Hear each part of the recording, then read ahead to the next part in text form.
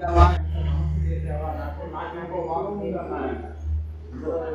వరం ఉందన్నారట నాగేశ్వరి.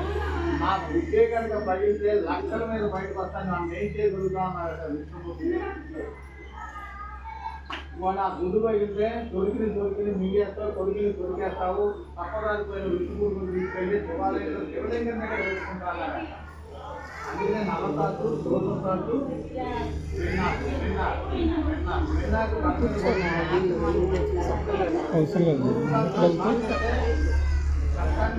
ఏమి వెళ్తావు, ఏం జరుగుతా? అందరు జనాలు ఇప్పుడే వస్తున్నారు, అంతా వచ్చి రాపించుకుని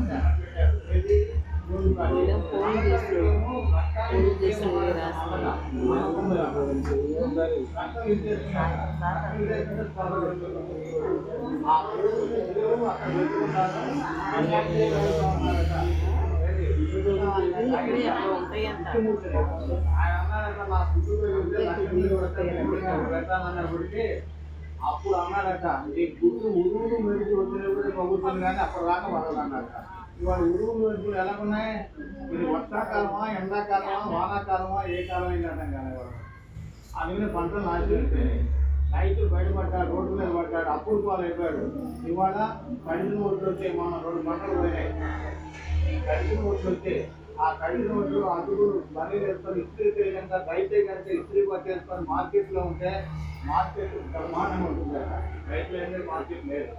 ఆ మార్కెట్ కనుక రాయితే కనుక మార్కెట్లో డబ్బులు లేదనుకోండి, అమ్మాయి అనుకోండి, డబ్బులు బయట వెళ్తారు. 50 రూపాయలు ఉంది, పని పాట లేదు. ఇంకా నా తోడు పడితే 50 రూపాయలు గ్యాస్ మొత్తం 500 రూపాయలు బాకీ ఉంది, 20 రూపాయలు బాకీ ఉంది, 100 రూపాయలు బయట ఉంది. అదే పోనుకుంటున్నారు.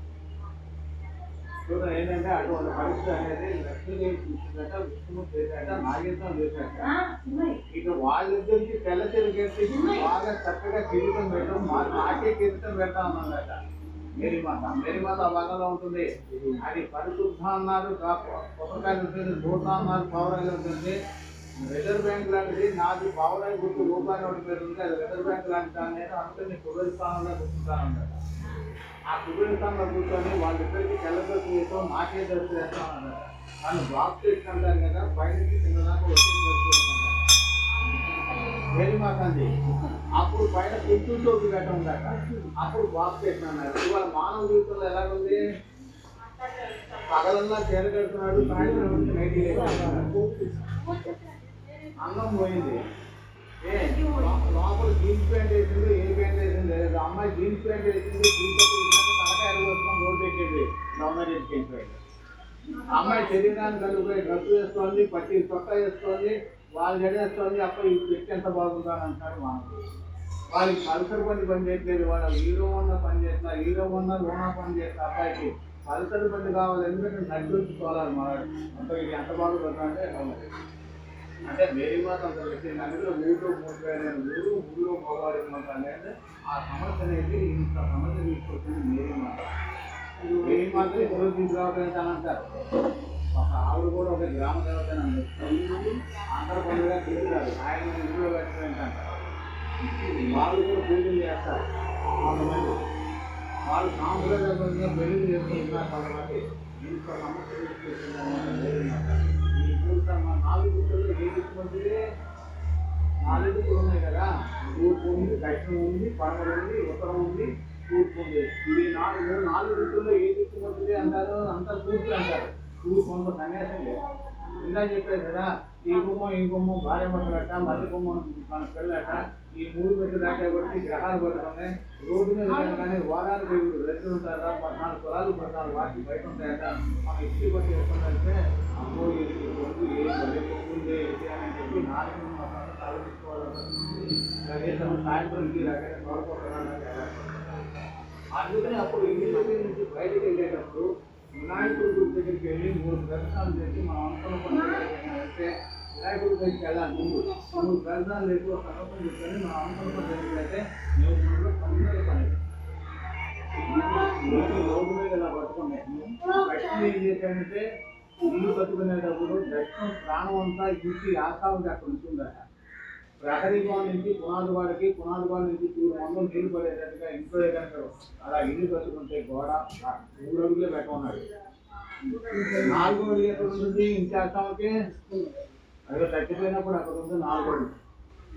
పడమలేమో 2 అడుగులు అట, చెర్రు 2 అడుగులు, భార్య మొత్తం ఇద్దరు చెర్రు భార్య ఉండగా ఇంకో అడుగు పెట్టామనుకోండి పడమరా ఏమవుతుంది? ఇంకో భార్య తీసుకొచ్చి ఇంట్లో పెట్టు ఒప్పుకుంటారా?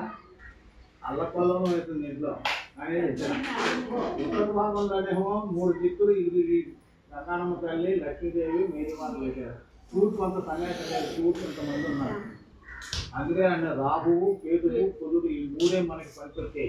ఈ 3లో మనకి సంబంధించిన మనమే చూసుకోవాలి. పంతులు గారి దానం రాహు అంటే రాహు పట్టుకుంటే ఏం చేయాలి?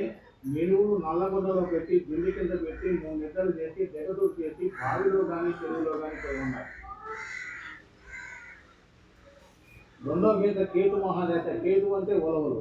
ఆ ఉలవలు ఏం చేయాలి? దిష్టి తీసేసి కేజీ ఉలవలు దిష్టి చేసి మానవ జీవితంలో మవాడికి కానీ ఆడపిల్లకి కానీ దిష్టి తీసేసి బాగా పొగలెళ్ళేటట్టుగా ఈ దిష్టి తీసేది కూడా ఆ పొగ మన ఒంటికి బట్టి ఆ శరీరంలో ఉన్న దరిద్రం అంతా చెమతో పోతుంటారు. సాంబ్రాణి కాదమ్మా, ఇప్పుడు ఉలవలు ఉడకబెట్టారు. మన గేదెకి వాడి పెడతాం కదా, ఆ ఉడకబెట్టి కేజీ ఉలవలు అన్నారు. కేజీ అంటే మన జన్మస్థానం 4 పాదాలు ఇచ్చారు కాబట్టి 4 పావులు కేజీ. ఈ కేజీని ఏం చేయాలంటే ఉడకబెట్టి ఒక ప్లేట్లో ఇస్రాక్ వేసి ఇస్రాక్లో ఈ పొగతో పోసిన ఉలవలతోటి ఆడపిల్లకి కానీ మగపిల్లడికి కానీ కనుక దిష్టి తీసేస్తే ఆ దిష్టి తీసేది తెల్లావుకి కానీ నల్లావుకి కానీ లెక్క ఉన్నారు. ఆవులు సర్వ దేవతలు ఏ దేవతలు ఆవులు దొరుకుతాయి, లేకపోతే గోశాలకైనా పెట్టాలి. వెళ్ళాల్సింది తప్పదు, మన ఆరోగ్యం బాగోవాలంటే. అటువంటిది. మూడోది ఏంటంటే ఈ కేతు కుదుడు పొంగ తీసుకున్నాడట. అదే కుదుడికి పంతులు గారికి కందులు దానం తీసుకున్న పంతులు గారు అంటే నాకు 1/4 కేజీ కందులు నేనేం చేసుకొని కేజీ కందిపప్పు ఉంటాడు పంతులు గారు. ఇంకోసం పోవాలంటే 1/4 కేజీ కందులే కనుక ఎర్రగుడ్డలో కట్టి పిండి కింద పెట్టి 3 ముద్దలు వేసి అమ్మాయికి పైనుంచి మొహాన్ని 3 సార్లు గుర్చేసి 7 సార్లు కిందకి పైకి తెగదుడు పెట్టి ఆ మూటని తీసుకెళ్ళి బావిలో కానీ చెరువులో కానీ పోయాం. బావి అంటే అమ్మ కడుపు. అమ్మ కడుపులో పెట్టింది కానీ దోషాన్ని పెట్టి పంపిస్తుంది బయటికి. బావి అంటే చెరువు అంటే మేఘమాలు. గోడకి చెవులు ఉంటాయా, చెరువు చెవులు ఉంటాయా? చెరువుకు ఉంటాయా? గోడకే ఉంటాయి. వెళ్ళిపోతాయి. సాంప్రదాయ ప్రకారం గోడకే చెవులు ఉంటాయి. ఆ గోడ దగ్గర జనగా చెప్తాను, ఫౌంటైన్ మంచిగా చేయి గొప్ప, చేయి గొప్ప మంచిగా ఫౌంటైన్ గొప్ప. లవ్ మ్యారేజ్ కూడా అలాగే వెళ్ళిపోతుంది, ఫౌంటైన్ అలాగే వెళ్ళిపోతుంది అనమాట. అంటే గోడకి చెవులు అంటే చెరువు అది.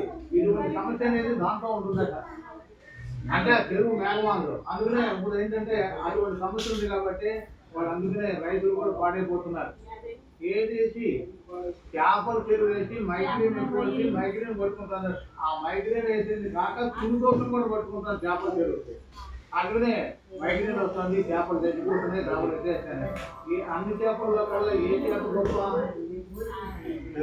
వారిగలు గొప్ప, బొచ్చెలు గొప్ప, లేకపోతే బురద మొత్తం వచ్చా, లేకపోతే బొచ్చెగా మనం పట్టుకున్నట్టే మన అది మధ్యావతారాల్లో ఒక అవతారం ఉందట. మధ్యావతారం కొనుగోలుగా ఉంటుందట. దాని నోరు చేపలు అది గమనించాం. బూతులాగా ఉండదు. మన ఇళ్లలో అద్దాల్లో పెట్టుకొని చేపలు ఉంటాం. అదిగో అది చేప, మెరుగైన చేప గుండ్రంగా ఉంటుంది. అది ఏంటంటే ఆంజనేయ స్వామి అనుగ్రహం ఉంటుంది. చేపంటే అందుకనే ఆ చేపలు నెమలిపించు. అది నెమలిపించో మనం వాడం. గోధుమట్ట కానీ, బాలికలు కానీ, రొయ్యలు కానీ, పీకలు కానీ ఇవన్నీ వాడతాం మనం. ఏది గొప్ప ఇందులో? నెమలిపించే మంచి ఉంటుందట, బాలికలు వాసన వస్తుందట, తిండికి వాసన. మళ్ళీ రొయ్య అంటే ఇక్కడ నుంచి 1 కిలోమీటర్ వాసన వస్తుందట రొయ్య. ఇవన్నీ ఉంటాయి. ఆ చేప వాసన అది మధ్యావతారంలో విష్ణుమూర్తి ఎక్కాడట. దాంట్లో అందులో ఆంజనేయ స్వామి ఉంటాడట. ఆ మూర్తి అలా పెట్టుకోవాలి. ఆంజనేయ స్వామి మూర్తి ఆ చేప. అప్పుడు ఆంజనేయ స్వామి తల్లికి ఆరోగ్యం బాగోకపోతే ఆయన సంజీవ పడుకుని పోతాయి అంటే 7 సముద్రాలు దాటి ఆ 7 సముద్రాలు దాటి వచ్చేటప్పుడు ఆ సంజీవ కోసం పట్టు వచ్చి చెమట పట్టింది ఆయన. ఆ చెమట పుట్టి చేప నోట్లో పడింది. అందుకనే చేప నోట్లో పడి సుభద్రగా దేవుగా గుర్తుకొచ్చిందట. ఆంజనేయ గారి పేరు సుభద్రాదేవి. సూర్య భగవాన్ అడుగుతారు, నా కిరణాలు పడ్డాయి కదా, నా కూతురు అనుకున్నాడట సూర్య భగవాన్. అన్నీ అంటావా ఇంత పర్వతం చెప్పి ఆంజనేయ స్వామి వెళ్తాం నేను లెక్క పప్పులాగా ఉన్నాడు కదా. నాకు వెళ్ళే గురించి మోదీ గారు అందుకే ఆ సుభద్రాదేవి అప్పుడు అన్నారట ఆంజనేయ స్వామి, నువ్వు ఆ మాట ఇచ్చావు, నాకు వరం ఇచ్చావు కాబట్టి నీ భార్య లేవాలన్నావు కాబట్టి నా భార్య మందిరాకారంగా ఉండగా నా భార్య శాపాకారంగానే చేసుకొని నా మోకాళ్ళ దగ్గర పెట్టుకుంటారు. అందరూ మోకాళ్ళు పెరుగుతూనే ఉంటారు కదా, అందుకే ఆ మోకాళ్ళు పెరిగితే వాళ్ళు నన్ను ఏళ్ళ చేస్తూ ఉంటారు. అందుకని నా మోకాళ్ళ దగ్గర పెట్టుకొని నాకు అభిషేకం ఎవరైతే మోకాళ్ళ దగ్గర అభిషేకం చేస్తారో వాళ్ళని తెలుసు పెట్టుకున్నాను. ఆ మేరీమాత కూడా పెట్టింది, తమలపాకులో పెట్టింది, తమలపాకులో పెట్టింది ఒకటి విటాక్ నోరు పడుతుంది, వాడికి అభిషేకం నోరు అది విటాక్ గిలియా, బ్యూటీ గిలియా, గర్దా గిలియా. ఏ గిలియలో పెళ్లినప్పుడు కూడా మొగ్గులు కనిపిస్తారంట కదా కిలకలు, అందించారా అందించలేదా? అవి లేవు, ఏ కిలక లేదు, అన్ని కిలకలే. రోడ్డు మీద పడిపోయి అదే పడిపోయారు. మా అమ్మాయిలు కూడా అలాగే ఉన్నారు. అంటే ఆ తమలపాకు అప్పుడు అన్నట్టు మేరీ మాత 116 తమలపాకు తోటే కనుక కేజీలో వాడికి అనుగ్రహం గొప్ప 116 తమలపాకుతో ఆగిపోయిన అనుగ్రహం ఇవ్వద్దన్నారట ఆంజనేయ. 1100 తమలపాకులు తోటే కనుక ఆకు పూజ కనుక చేయిస్తే 1100 వాళ్ళకి తీర్థంలో పెడుతున్నారట ఆంజనేయ. ఎందుకమ్మా అలా చేశారంటే రామాయణం గొప్ప, బైబిల్ గొప్ప, ఏది గొప్ప అని కాదు కానీ రామాయణంలో ఉన్నది 100 కోపం ఉంది, బైబిల్లో ఉన్నది 100 అధ్యాయాలు ఉన్నాయి. 100 అధ్యాయాలు అంటే 100కి 2 సున్నాలు ఉన్నాయి, అది ఒక్కటే మిగిలింది అక్కడ. ఇక్కడేమో 1100 తమలపాకులు ఉన్నాయి, మధ్యలో సున్నా ఉంది. ఆ సున్నా తీస్తే పలకండి అయింది. ఈ మధ్యన ఎవరికి పలకండి ఎవరికి వస్తే పలకండి ఎవరికి వస్తే ఆయన చెప్పలేదు. జగన్ అక్కడేమో 5 మీకు చేశాం, 5 మీకు చేస్తే పలకండి వచ్చేవాడికి మొన్న. అంటే రామాయణం గొప్ప, బైబిల్ గొప్ప అంటే రామాయణాన్ని కాలుకోడు కన్నాడు అంటే పోయింది. 100 అధ్యాయాలు ఏంటంటే రాజశేఖర్ నుంచి వచ్చిన నుంచి వాళ్ళకి ఓకే ఇచ్చేసి పంతులకి అన్ని తీసేసాడు. వాళ్ళ మొత్తానికి ప్రచారం బాగా చేస్తాడు. చర్చిలో కట్టించి హిందూ మతాన్ని పోగొట్టాలని చూసాడు. 29వ అధ్యాయంలో 25 నక్షత్రాలు 29. ఈ 29వ అధ్యాయంలో 29వ వందలో 29వ లైన్లో 4 మందులు ఉన్నాయి. ఎవరైనా నన్ను కాపాడు, నన్ను నల్లగా తీసుకుంటే నేను ఎప్పుడు మీ వెంటనే ఉంటా, నన్ను అన్ని విధాలుగా కాపాడు తండ్రి అవగాహన ఉన్నారు. పరిశుద్ధాన్నారు భగవానికి గోపానాథ్ భగవాన్ అంటే అంత సమస్య తీసుకెళ్ళి కాదు. కానీ అంటే ఆ పథకంలో మీరు కోరుకుంటారే కానీ అభివృద్ధి చేసి అన్ని పంటల్లో కల్లా గొప్ప పంట ఏది? అన్ని రైతులు అన్ని అమ్మవార్లు అడిగేశారు కదా పంటలన్నీ, అన్ని పంటలు నాశనం పోయినాయి. ఈ మేరీ మాత్రం ఒక్క పంట అడిగిందట, ఈ పంటలు అందరికి ఇచ్చావు కదా, నాకు పంట